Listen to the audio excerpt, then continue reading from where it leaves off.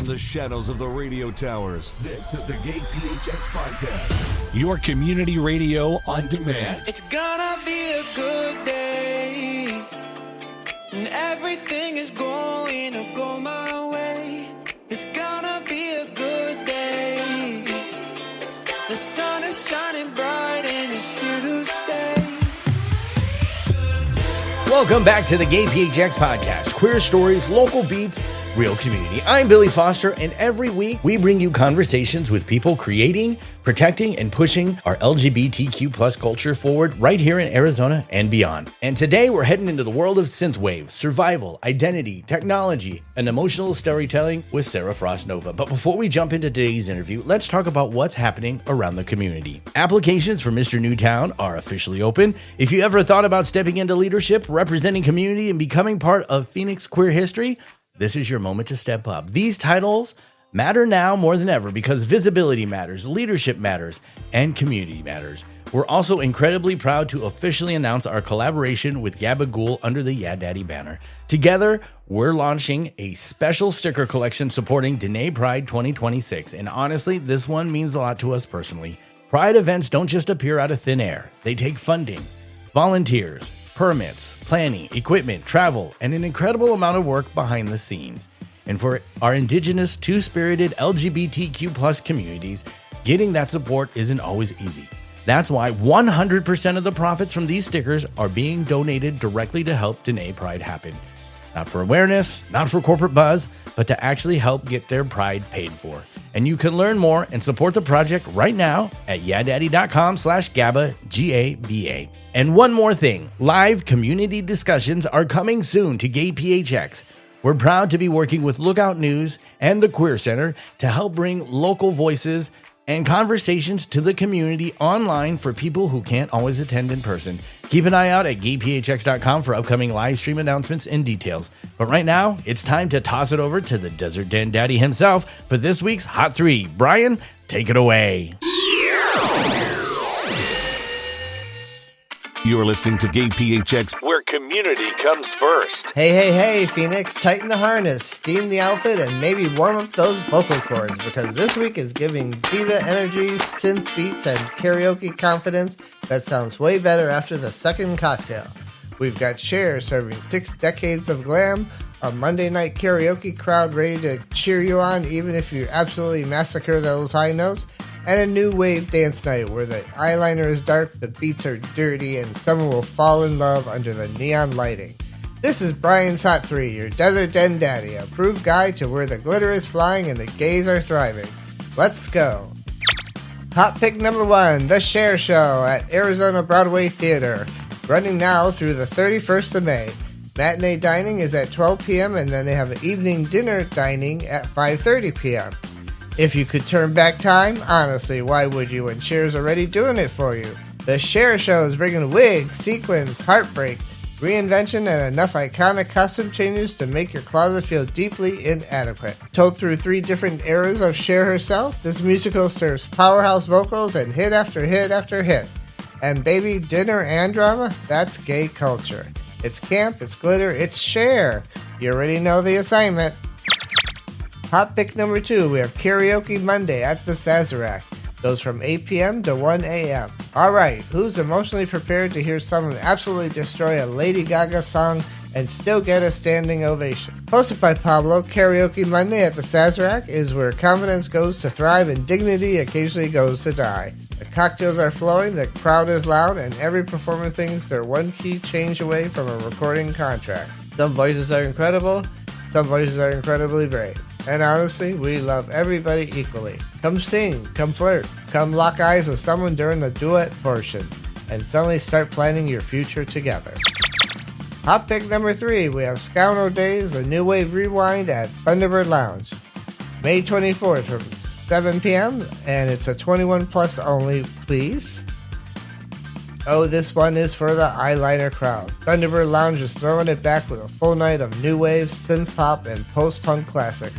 The kind of music that makes you dramatically stare into distance while still dancing a little slutty. We're talking moody lighting, dark fashion, synth beats, and enough retro energy to make you want to text your ex from 1987.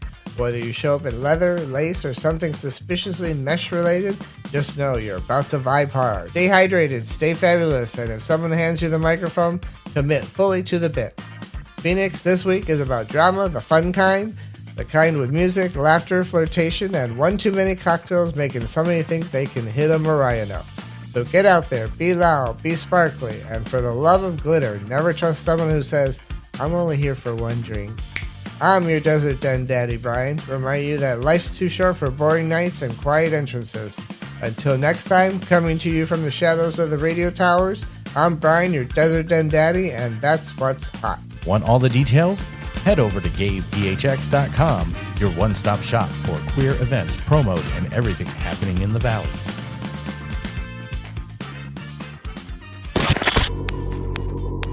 This is what community sounds like.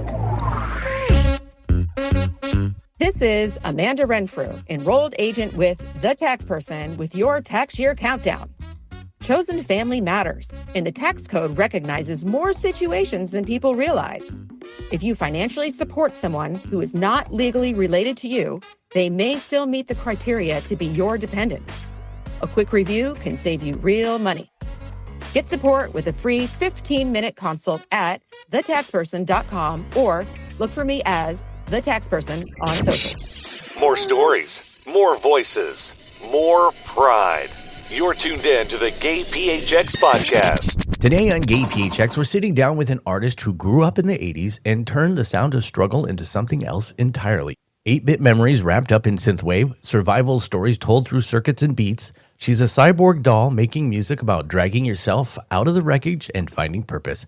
Please welcome to the rainbow-tinted microphone, Sara Frostnova. Sarah, thanks for making it onto the show. I appreciate it. I appreciate being here. Thank you. I'm honored. Now, you call yourself a trans lesbian cyborg doll. Help explain that to me. It's indicative of my journey so far because you transition, of course, being on trans, and I've definitely transitioned to the gender that I am, that I feel, and have always been. But something else needed to change. Something else I needed to transcend, and that was my own humanity in a lot of ways. And that's because I've never really built kinship with people like most people do growing up. I was quite a bit different than my family. Come to find out years later, it was because autism and other mental things going on with me. And I just didn't really connect with my family. They just upset me a lot. And where I really made connections with was with the video games I would play. And I made a connection with a couple of characters, one of them being from a video game series called Mega Man. And of course, that is about a robot who starts out as being just helping out around the house, but then is designed to basically save the planet, so to speak. And I connected to that character really strongly because growing up as a kid was pretty rough. One of the reasons being the wrong gender, and then never feeling like I could get along with the boys, and the girls hate me just because I exist. And it was rough. And then, of course, home life is not always great. So it felt like I was at war all the time. And it was a character that got me through a lot. And I built kinship there with this character. And years later, just became who I am. And I realized that more in my later years, that I'm more connected with electronics and stuff like that than I am people. Not that I don't interact and do well with people. I do, especially now. It's just I have to mask. I can tell that I'm different. And it's sometimes very jarring. I can understand and relate to that. I, too, escape into technology a lot. I find it as my safe haven. It's my bat cave, literally.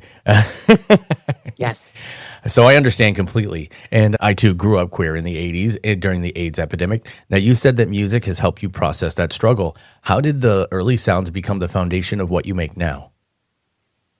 So if you're familiar with New Order, True Faith, I love that song.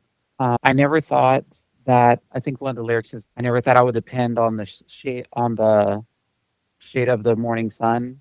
And that kind of reminds me of going through every day, surviving to the next morning, to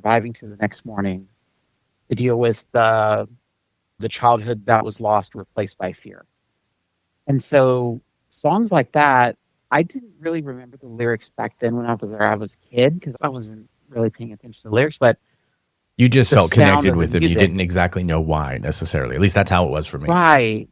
Exactly. And definitely with the sound I have hyper focused on. And now that I read back years later, I'm like, I've been listening to this stuff since childhood and I couldn't process what the words were saying. I had that same connection with Depeche Mode. I always was there with the clubs and stuff, and I knew the songs and I knew all the lyrics, but I didn't know what they meant. And then as an adult, I heard the songs again, and then I got chills, and I was like, "Oh, that's why I loved this song." I had a connection with it that I didn't realize in the moment, but at a Yes. subconscious Like level, I did. like one of my favorite songs is People Are People. Oh my goodness. People are people. Why Right. should it be you and I should get along so awfully? And then it just goes through. It's a great song, and it's in some ways a queer anthem, as many of their songs can be, Right. especially Master and Servant. And here we are, decades later, and we have the same exact struggles. We haven't learned anything. It's as if history is repeating itself as it's done for many millennia. Unfortunately, that is the problem with humans: is they don't learn. They don't learn their lessons. They don't get better. It just goes back to the same cycle. And I hate cycles because I do have that unique view of the world because of neurodiversity. And so it's weird because I've noticed patterns. That's part of the reason why I connect with technology so much. Mhm. And just the pattern recognition is just like, why do we not do something about these patterns? Here's some things we could do to fix these patterns. But because of greed, because of power, because of the grab for power, we will never be able to move past it. Because there's always someone that wants it. There's always someone that wants to control everything. So there's always that, but I also didn't understand how that people can control it. And now, actually, it's so weird. I'm actually having this epiphany as I'm talking to you. Because of my work with AI and I'm learning its limitations and its context window, so to speak, I'm like, I think that's the same problem some people have. They don't have a large enough context window to keep things in mind, and then they forget, and then they're told new things, and they just bump out the old thing, even though the old thing was a fact, and they've replaced it with crap. Yes. And often, honestly, I think the cell phone has actually destroyed us in a lot of ways because it's lowered our attention span to the point where we're not critically thinking anymore.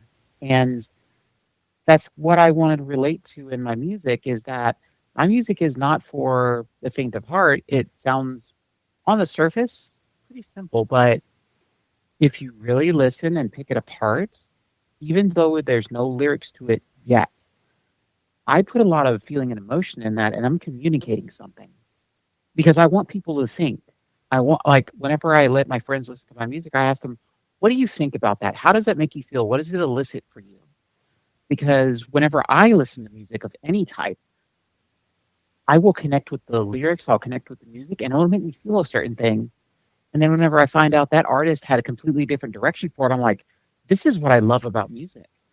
It's a language of emotion. And those emotions might speak something different to you than it does to the next person. And to the artist, they might have been saying a little bit of that, but the breadth of it is much bigger.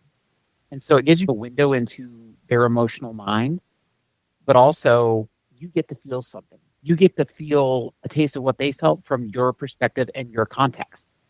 And then hearing what the artist thinks, you also hear it from theirs. And it's just a beautiful thing. And I love critical thinking. I love intelligence. To me, music is a form of emotional intelligence. We can, instead of just hearing, we also feel. Right. Now, you described your music as something that, and this kind of goes with the whole things that happen in cycles, that sounds of the past tell the stories about surviving the future. So because we keep happening in cycles, things that you talk about in the past can help prevent or help us deal with the future, right? To forget the past is to be doomed to repeat it, in my opinion. And so how does survival sound like? It's honestly, it's rough. It's ugly. It's not easy. It takes a lot of work. And honestly, I've had a mental health journey this whole time that I've been going through all this stuff. One of the things that I wrote, Morning Doll, that's one of the songs I did. That originally was a lullaby for an ex-girlfriend. And it turned into a song of mourning because I was, at that time, what I would call her doll. I was hers. She owned me. Getting into the kind of BSME kind of thing. I know don't have to get into that, but it's what that was all about. It was a dynamic with them. And It's the basis of the relationship, which is fine. We need to know that so Right. that we have a context. And it destroyed me, that whole situation. And it's the inspiration for my next album that I'm making. Not the one that's currently out. Photonic Cascade is already out. But the next one that I'm making, I've already written lyrics. I just need to get the music in line with everything.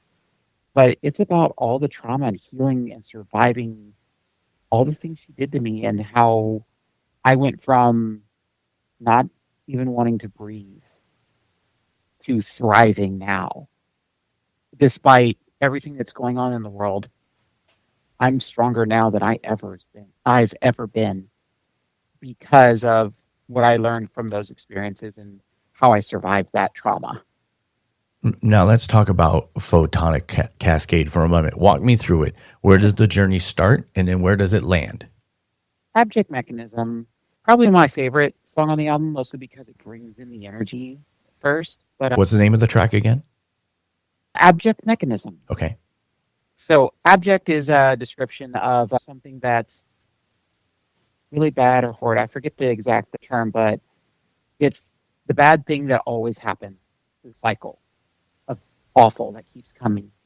And so when you listen to it, you'll hear all the electronics and the bass in there, but you also hear it sounds like a toy piano.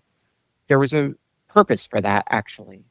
The toy piano was speaking from the innocent side of it. It's like, why is this happening to me again? Why am I getting hurt? The bass being the really horrible sounding, not that it's horrible sounding, but it's representative of just the awful stuff that you feel like kind of looming over you while you're just trying to be this, I'm just trying to live my life. I'm trying to do this innocent stuff, and here's all this stuff looming over me, and it's just a journey through overcoming that and walking through it, despite all this heaviness being on your shoulders. Now, you had also mentioned that you had gotten a Roland Phantom EX. Yes, I've adored this keyboard since I was looking at it. It's one of the cool things it can do is it doesn't emulate the old synthesizers from the 80s. It actually has hardware in there that can accurately reproduce it. So your Depeche Modes, your New Orders, your Princes, I basically have the same synthesizers, just all in one package. And I'm so excited to use this thing. It's going to open up my production so much because with all the VSTs I have, I feel limited. I need something that not only gives me a little bit more unique of a way to produce, but also I can do this stuff live. I can record everything on this keyboard and do it live. Oh, very fun. Yeah. I love my toys. Now, how is that going to change what you can create? So one of the things that I can do with it is that there's a number pad on the side, and I can record little bits. I can record a couple of riffs and then do another part that's just the bass and a couple of riffs of that. And basically, I get to choose, mix and match how the song is. And so I could do remixes on the fly while also being able to perform parts of the song on the regular piano keys. And that is a different way of making stuff that I've never really done before, because I'm typically a studio artist. But I want to move my way into a live performance, and I always have wanted to, which, by the way, thank you for letting me DJ the other night. That was fun. Despite some of the issues we had, that was a lot of fun. Oh, live is fun. It's also absolutely terrifying, which is why I do a podcast that is, I'm grinning into ear, heavily edited. Absolutely. So I understand the difference between studio work and live production. And yeah. It's a different way of thinking. And because in the studio, you mess up, I'll fix it in post. Retake. You can't fix that in post Right. live. You're just like awkward. Everyone's staring. You're like, oh. And then on top of it, we're working Anyway. with new equipment in a new venue with new setup. Yes. And we're like, please don't walk course. in front of the speakers. And what do? Walk in front of the speakers all night long. Constantly. So no offense to them. They're doing their best to work their crowd. They're and focused on trying to I was just host trying to- and do all that. Yes. Yeah, exactly. So I get So it. I kept I held on to that fader, and I was just like, when it starts going, just move it down a little bit and move it back up to where it needs to be constantly. You definitely ride faders live more than you Uh-huh. do in a studio. Abso-freaking-lutely. But I'm all about it, though. I love that because my background, I come from the days of, oh, you're in a studio? Just use the Heath and Allen. It'll move the faders for you. You just program them in. It's like, you can't do that live. That doesn't work. Right. You just got to be on it. And now I feel for some of the DJs that I've been like, dang, what's the DJ smoking tonight? It's just like, no, honey. They're going through it. Leave them alone. And a lot of stuff is like beyond their control. And so I have a better appreciation. So now my understanding is that you're also an artist that works across books, drawings, and stories. How does that connect back to the music? So I don't write books necessarily. My friends do.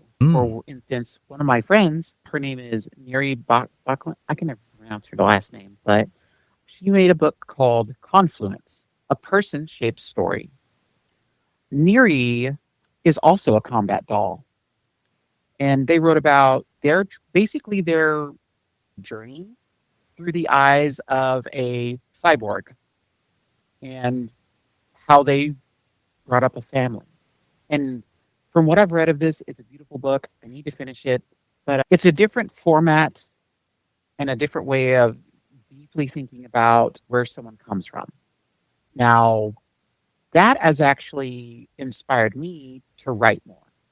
The lyrics are sometimes helpful in saying the emotions here are about this. But I don't think saying so directly is always the best method because words can mean something different to everyone. So you have to word it in a certain way that one is catches and has those nice hooks to it, but also it captures the emotion of what you're trying to say. Because yes, the music communicates, but sometimes you need that context, and the lyrics offer that context. You mind if I read some real quick? Oh, no. Please go ahead. So I wrote this not too long ago, and I'll tell you what it's about afterwards. It's called, let me actually pull that up because that was not the correct version of that. Bear with me. There we go. And right. Where's my writings? There we go. It's called The Burning Inside. Doll covers her eyes, nothing but destruction in her heart. Her soul filled with conflict. All she sees in her waking eyes, desolation. More dolls burning, companions resting, waiting for one last chance. A strike so fatal it would be her last. Wings clipped, her frailty, a wish to be freed, her breath a small comfort. Hands fall limp as she opens her eyes. What does she see on the other side? I rewrote this because it captured a lot of things I had been feeling, but also something that's actually up and coming. So I won't get into it, the political stuff side of it, because it's obvious what's going on. But this is from the perspective of a doll, where it feels like people of my kind are being persecuted more, and we're suffering. Some of us way more than others. And it's capturing some of that and seeing what's burning, and then being faced with a wish to be free from this, but also I have heart surgery at the end of this month, or actually the end of this week. Oh, which is What will I see on the other side after that? And I wonder what I will wake up to after finally having my heart repaired from the time it was broken. Because I know that emotional and physical stuff kind of coincides, and I believe whenever I mentioned that that person broke up with me, that was what broke my heart. It just took a long time to manifest. What would you say to someone who feels like they're still in the wreckage? Fight. Crawl out of it as best you can, and it's not easy. If not for any other reason than to spite the fact that they put you there. Because love for yourself comes later. You have to work on getting out of that situation and putting yourself in a place where you can say, no, I don't accept that. That's not okay. I'm not okay with that. And that's hard because a lot of people will come to blame themselves as I caused this. And it's no, you were one part of a two-part or maybe multiple-part situation that happened. Not everything's your fault. We make mistakes, sure. But a lot of the time, especially with people who have trauma, it's not always your fault. Especially whenever, like, I have a lot of rejection sensitivity. And I have to remind myself, it's not my fault that I feel rejected because of the way my parents treated me in this particular situation, blah, blah, blah, blah. Trauma happens. It sucks. And it's unfortunately up to us to deal with it because no one else will. Right. And I say, live in spite of them, at least, if nothing else. But at the end of the day, come to a place of learn to love yourself. Learn to respect yourself enough to give yourself compassion. So what's next for Frostnova.sis? Live performances with your new toys, new releases? You mentioned another album. So what I have working is obviously the new album that I'm working on. I have a lot of writing that I need to turn into music, and I have a lot of things I've started, but I need to learn the Phantom. I need to learn how to play it. I need to learn all its quirks and stuff and start I actually need to completely change my production setup, how I actually make music. So that way I have a better method, I have a better system, and it's conducive to making live performance accessible. Beyond that, I probably need to work on my writing. Lyrics are one thing, but sometimes it doesn't always fit with a song. And so I need to practice making the lyrics and then also singing them, which I am taking vocal lessons to get better at that and see where lyrics versus writings fit, because they're not always conducive to being in the same house, so to speak. Understood. And I recommend a lot of karaoke. That's what I do. That's my practice, quote unquote. For real, I need to get brave and get up there because I've already done a couple of performances now. I helped out Boy Alex and was one of the people in the back as he was strutting his stuff. And I like that energy. I miss that. And then, of course, the DJing thing. It's just, I need to get out there. I need to do more performance stuff. I wanted to do drag at some point, but because of time and health issues right now, I think that's going to be a little bit later. Got to wait a couple months before I'm physically able to do that kind of stuff. Got to heal that heart. Absolutely. All right, give me the pitch. Why should someone stop what they're doing right now and listen to Photonic Cascade? Because what are you really doing right now? Are you doing anything that important that can't stop for 3-4 minutes? Maybe 10 minutes and then you'll be done? It's a short album. But also just give it a listen. See what you think. You don't have to like it. That's okay. I don't mind. But if you do like it, why do you like it? What do you like about it? I want to hear that. I want to hear what people have to say. And it's one, a curiosity, but two, aren't other people curious about someone who is in touch with how they feel, that they want to make that through just sound alone? I think that's intriguing. I like artists that are so deeply connected to their own music that they can't be separated from it. It is who they are. And I want to show people who I am. I just want someone to listen to it and give me a chance for a few minutes. Lend me an ear. And you don't have to listen to me talk about politics and stuff because I don't even get me started. That's a whole different soapbox. I know that too. Oh, yeah. Where can people find your music and follow you on socials? So, easiest way is you can either go to Bandcamp, frostnova.sys.bandcamp.com, or you can go to my webpage, frostnova.tech, TECH. And that will have all of my links that go to Instagram, Blue Sky. It has I do have my music on Tidal, Apple Music, YouTube Music, Spotify, all your basic streaming platforms.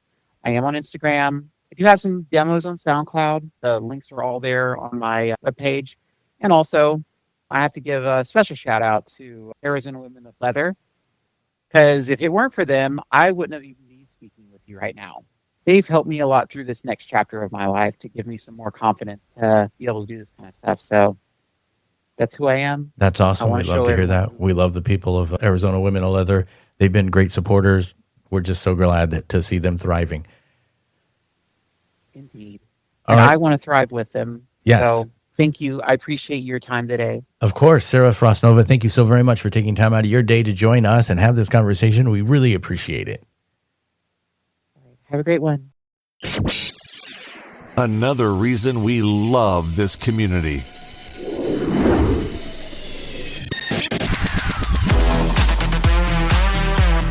I'm Daddy Dave, your friend in the fight to end stigma, and I'm the founder of Team Friendly, here today to talk about pleasure and sexual health.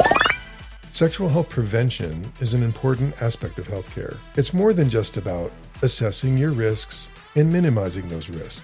Good healthcare is also about recognizing the pleasure you want to get out of your sex life. It's about feeling informed, empowered, and good in your own skin. Pleasure and safety can exist together when we have honest conversations, access to judgment-free healthcare, and respect for ourselves and each other. Choosing a friendly approach to sexual health is important. Find a healthcare clinic where these conversations just flow freely. Ask questions, know your options, desires, and limits, and communicate them openly. Let's live our lives fully with less fear and goals to improve our health. Pride lives here. Huge thank you to Sara Frostnova for joining us this week and for sharing such an honest conversation about identity, survival, music, healing, and what it means to keep creating even when life gets heavy. These are the kinds of stories that remind us why queer voices matter, not just during Pride season, but every single day. Stories about resilience, about art, about rebuilding yourself when the world keeps trying to tear you apart. And to you, yes you, thank you for listening, truly. Gay PHX exists because this community keeps showing up for one another. Every stream, every share, every event listing, every message, every conversation, it all matters more than you probably realize. And while we're talking about showing up for community, we want to remind you again about the incredible work happening with Gabagool and Danae Pride 2026 through our collaboration at yadaddy.com/Gaba, Gaba. Those sticker sales are helping fund a real Pride celebration for Indigenous, Two-Spirited, LGBTQ plus people and allies, and that matters. Community support isn't just hashtags and rainbow logos. Sometimes it's helping people literally get the lights turned on, the permits paid, and the celebration built from the ground up. And keep watching GayPHX.com because live community discussions and special streams are coming soon in partnership with Lookout News and the Queer Center. And remember, Gay PHX works best when the community joins the conversation. If you know about an event, a fundraiser, a drag show, a community meeting, a watch party, a performer, an artist, or something you think the people should know about, share it with us at gayphx.com. The platform is built to help amplify community voices because that's what community is all about. We've got more stories to tell, Phoenix, so if you see us out and about, come grab a selfie with us. We love you, Phoenix.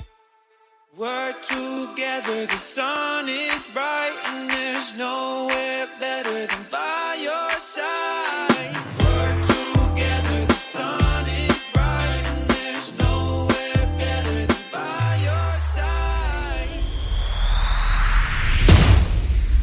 Thanks for hanging out with the Gay PHX podcast. Be kind. Be bold.